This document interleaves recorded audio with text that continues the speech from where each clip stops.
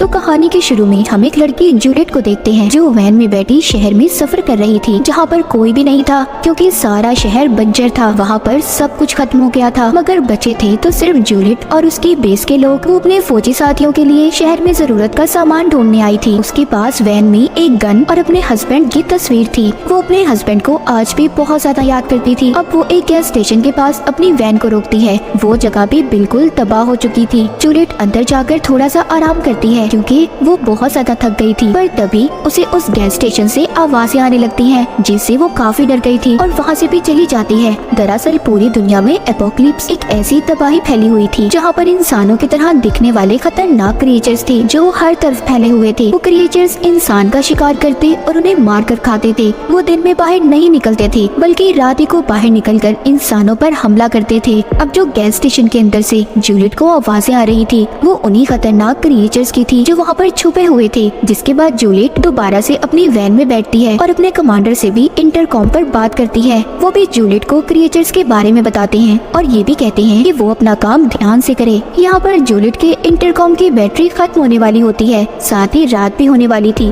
इसीलिए वो अपनी वैन को एक छोटे रास्ते से ले जाने लगती है। थोड़ा आगे जाने पर उसे एक और वैन दिखाई देती है जहाँ पर एक आदमी जख्मी हालत में था। वो जाकर जब उसे देखती है तो वो जूलियट को बताता है कि कल रात मेरे ऊपर एक क्रिएचर ने हमला किया। उसी ने मेरा ऐसा हाल कर दिया है। मैंने उसे अपनी वैन में बंद किया हुआ है, पर वो आदमी बहुत ज्यादा दर्द में था। इसलिए वो जूलियट को खुद को मारने का कहता है क्योंकि उस आदमी से दर्द बर्दाश्त नहीं हो रहा था। जिसके बाद वो उस जख्मी आदमी की वैन में जाकर उस क्रिएचर को मार देती है और जरूरत का सामान लेकर बाहर आ जाती है। बाहर वो आदमी भी मर गया था। अब बस रात भी होने वाली थी, इसलिए जूलियट जल्दी से अपनी वैन में बैठकर अपनी बेस की तरफ जाने लगती है। जब वो जा रही थी तो रास्ते में वो अपने हस्बैंड जैक की तस्वीर को देखते हुए उसका ध्यान भटक जाता है और उसकी वैन का एक्सीडेंट हो जाता है। तो साथ ही यहाँ से कहानी जाती है पास्ट में, जब सब कुछ ठीक था, जब दुनिया ऐसी नहीं थी। जूलियट को हम एक आर्ट गैलरी में देखते हैं जहाँ पर वो पेंटिंग्स को देख रही थी। वहीं पर वो जैक से पहली बार मिली थी जो उस आर्ट गैलरी का मालिक था। आकर जैक उससे पूछता है क्या तुम्हें वो पेंटिंग पसंद आई, जिस पर वो कहती है हाँ शायद, क्योंकि जूलियट यहाँ पर किसी पेंटिंग को देखने नहीं बल्कि वो तो यहाँ पर फ्री का खाने पीने के लिए आई थी। जैक भी उसकी बातों से समझ गया था कि उसे पेंटिंग्स के बारे में कुछ भी नहीं पता। वो उससे कहती है कि बाहर बारिश हो रही थी, मैं तो बस इसलिए यहाँ पर आई थी। पर जैक उसकी बातें सुनकर कहता है मैं जानता हूँ तुम्हें यहाँ पर गॉड ने भेजा है क्योंकि वो हमें मिलाना चाहते हैं। जिसके बाद वो जूलियट को एक पेंटिंग दिखाता है जिसमें काफी अजीब शक्ल बनी हुई थी। वो कहता है इसे देखो, ये देखकर तुम्हें ऐसा लग रहा होगा कि ये कितनी बुरी है, पर मेरा कहना ये है इसे गौर से देखो। तुम इसकी ऐसी शक्ल पर मत जाओ बल्कि ये देखो इसे कितने खूबसूरत तरीके से बनाया गया है। यानी कि जैक उसे यहाँ पर इंसान की अंदरूनी खूबसूरती के बारे में समझा रहा था। अब अगले दिन जैक जूलियट से फिर मिलता है और उसे अपने घर ले जाता है। घर देखकर हैरान हो गई थी क्योंकि उसका घर बहुत बड़ा और खूबसूरत था। वो दोनों बैठकर बहुत बातें करते हैं जहाँ पर उन्हें पता चलता है कि उन दोनों के माँ बाप नहीं थे। लेकिन थोड़ी देर बाद जूलियट को कुछ अजीब महसूस होता है और वो जाने लगती है क्योंकि उसे जैक का इतना अच्छा रवैया देखकर उस पर शक हो रहा था। इसीलिए वो उसके घर से चली जाती है। जिसके बाद कुछ दिन बाद का सीन दिखाया जाता है। जैक जूलियट को एक बार में देखता है, उसके साथ एक बुरा आदमी था। जैक को ये देखकर बिल्कुल भी अच्छा नहीं लगता। उसे ये जानकर तो और भी ज्यादा बुरा लगता है कि जूलियट ऐसे बुरे लोगों के साथ वक्त सिर्फ पैसे लेने के लिए गुजारती है। इसीलिए वो अब उसका पीछा करता है। वो उसके घर तक आ गया था पर वो देखता है कि कुछ गुंडे जूलियट को तंग कर रहे थे क्योंकि उसने उनके घर का किराया नहीं दिया था।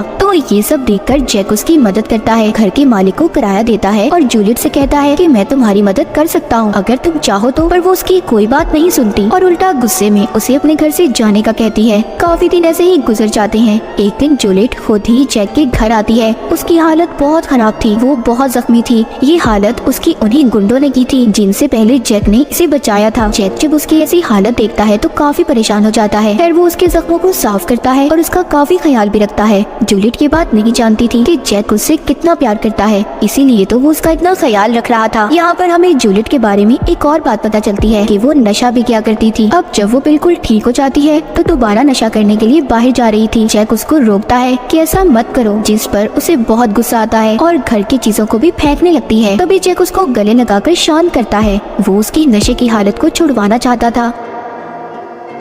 इसीलिए वो उसे शहर से दूर ले जाता है, जहाँ पर वो एक बहुत ही खूबसूरत घर खरीदता है। उन दोनों ने शादी भी कर ली थी और वहाँ पर हंसी खुशी रहने लगे थे। एक दिन जूलियट जैक को खुशखबरी देती है कि वो माँ बनने वाली है, जिससे जैक बहुत खुश होता है। पर जब उनका बच्चा पैदा होता है तो वो मरा हुआ था, जिससे वो दोनों काफी दुखी हो गए थे। जैक इस बात को जानता था कि ये सब जूलियट की नशे वाली आदत की वजह से हुआ है, पर वो उसे कुछ नहीं कहता क्योंकि वो भी बहुत दुखी था। जूलियट फिर से पहले से भी ज्यादा नशा करने लगी थी। वो रात रात भर घर से बाहर रहती थी। जैक जाकर उसे ढूंढ कर लाता और उसका ख्याल रखता था। पर एक दिन जब दोनों गाड़ी में जा रहे थे तो उनके बीच झगड़ा हो जाता है। जूलियट उससे कहती है कि मेरे बच्चे की मौत के जिम्मेदार तुम हो, जिस पर जैक को बहुत गुस्सा आता है और वो गाड़ी से उतरकर एक फैक्ट्री के पास चला जाता है। और जूलियट भी एक बार में आ गई थी। तभी उसे जैक की कॉल आती है, पर वो उसे नहीं उठाती। लेकिन जब वो टीवी पर खबर देखती है जिसमें बताया जा रहा था कि फैक्ट्री के पास एक केमिकल धमाके की वजह से 40 लोग मर गए, तो वो बहुत ज्यादा डर जाती है और जैक के बारे में सोचने लगती है। तभी वो जैक का फोन उठाती है तो एक आदमी उसे बताता है कि जैक की हालत बहुत खराब है और वो हॉस्पिटल में है। जूलियट जल्दी से हॉस्पिटल जाती है। वो जाकर देखती है जैक एक कमरे में था जिसकी हालत बहुत खराब थी, जिसे देखकर अब जूलियट को पछतावा हो रहा था कि अगर उनके बीच झगड़ा ना होता तो जैक की ऐसी हालत ना होती। खैर जब ये जैक के पास जाती है तो वो बोल तो नहीं सकता था, इसीलिए वो एक बोर्ड पर उसे आई लव यू लिख कर देता है, जिसे देख जूलियट को बहुत रोना आता है क्योंकि अब उसे जैक के प्यार का एहसास हो गया था। वो उसे खोना नहीं चाहती थी। जूलियट को पूरा यकीन था कि वो ठीक हो जाएगा, उसे कुछ नहीं होगा। अगले दिन जब वो हॉस्पिटल आती है तो वहाँ पर जैक नहीं था। उसके पूछने पर हॉस्पिटल वाले बताते हैं कि वो मर गया है और उन्होंने उसकी लाश को जला दिया क्योंकि वो पूरी तरह से इन्फेक्टेड हो गया था। ये सुनकर तो जूलियट अब टूट चुकी थी। वो उसके मरने के बाद जैक की बहुत सी यादों को याद करती है। जैक के जाने के बाद जूलियट अब फिर से बिल्कुल अकेली हो चुकी थी, जिसके बाद हम कहानी को दोबारा से प्रेजेंट में देखते हैं, जहाँ पर जूलियट की वैन का एक्सीडेंट हुआ था। अब आहिस्ता आहिस्ता उसे होश आता है। उसकी टांग वैन में फंसी हुई थी। वो हिलने की कोशिश करती है मगर हिल नहीं पाती। तभी वो अपनी गन को देखती है जो वैन से थोड़ा दूर पड़ी थी। वो एक तार के जरिए उसे अपनी तरफ खींचने की कोशिश करती है पर नहीं खींच पाती। अब वो अपनी टांग को जैसे तैसे कर बाहर निकालती है। उसकी टांग की हड्डी टूट चुकी थी जो अब बाहर निकल रही थी। वो उस पर शराब को डालकर हाथ से उसे अंदर करती है, जिससे उसे बहुत दर्द हो रहा था। पर उसने अपनी टांग पर अब पट्टी बांध ली थी। वो अपनी वैन में मौजूद रेडियो से अपने बेस पर राब्ता करने की भी कोशिश करती है पर उसकी किसी से भी बात नहीं हो पाती। अब वो आहिस्ता आहिस्ता रेंगते हुए बाहर जाती है और जाकर अपनी गन उठा लेती है। तभी वहाँ पर उसके रेडियो के शोर से अजीब सा क्रिएचर आ गया था जो दिखने में बिल्कुल इंसान जैसा था। असल में ये जितने भी ऐसे क्रिएचर्स थे सब पहले इंसान थे, पर उस फैक्ट्री के केमिकल वाले धमाके की वजह से बचने वाले इंसान क्रिएचर्स में बदल गए, यानी वही धमाका जिसमें जैक की भी मौत हुई थी। जूलियट को तभी अपने रेडियो पर भी आवाज आती है। उसके बेस से कोई बोल रहा था, पर अब वो क्रिएचर भी उसकी तरफ आने लगा था क्योंकि रेडियो की आवाज उस क्रिएचर को जूलियट की तरफ खींच रही थी। तभी जूलियट उस रेडियो को अपनी वैन से दूर फेंकती है, जिससे वो क्रिएचर भी रेडियो के पास जाकर उसे उठाकर दूर फेंक देता है। जिसके बाद जूलियट कुछ ट्यूबलाइट्स को भी बाहर फेंकती है जिससे अंधेरे में देखा जा सकता था, ताकि उनकी मदद से रेडियो को ढूंढ सके। उसे रेडियो मिल तो जाता है पर साथ ही उसे क्रिएचर ने भी देख लिया था जो उसका पीछा करने लगता है, जिसे देखकर जूलियट दोबारा से अपनी वैन में आ जाती है और अपनी गन लेकर क्रिएचर का इंतजार करने लगती है।